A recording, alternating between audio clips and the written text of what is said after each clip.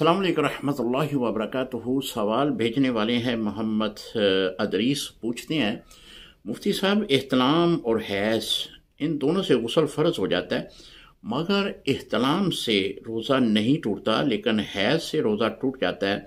सवाल ये है कि ये दोनों गुस्ल फ़र्ज करने का सवाब हैं, मगर एहतलाम से रोज़ा नहीं टूटता, हैज़ से रोज़ा क्यों टूट जाता है, वजह क्या है? जी मोहतरम मेरे भाई, एहतलाम से रोज़ा नहीं टूटता और हैज़ आ जाने से रोज़ा टूट जाता है। एहतलाम जो है उससे गुस्ल तो फ़र्ज हो जाता है, इसी तरह हैज़ आने से भी गुस्ल फ़र्ज हो जाता है, लेकिन हैज़ का दुरानिया रूटीन के मुताबिक होता है। यानी मिसाल के तौर पे अगर एक औरत है, उसको 5 दिन हैज़ आता है तो वो 5 दिन मुसलसल हैज़ की हालत में रहेगी।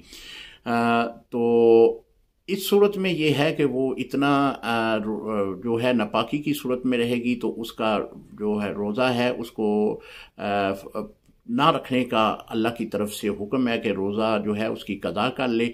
अगर उसने रोज़ा रखा हुआ है तो वो रोज़ा उसका फासद हो जाता है। इह्तलाम जो है वो आपको हालत नींद में एक ऐसी हरकत महसूस होती है जिससे शहवत के साथ मनी का खराज हो जाता है। ये वक्ती तौर पर होता है, तो इससे गुस्ल फ़र्ज हो जाता है, लेकिन इस हालत में रोज़े पे कोई फ़र्क नहीं पड़ता।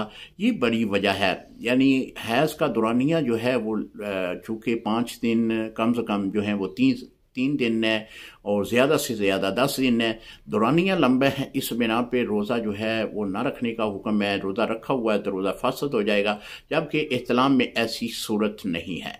अस्सलामु अलैकुम रहमतुल्लाहि व बरकातहू।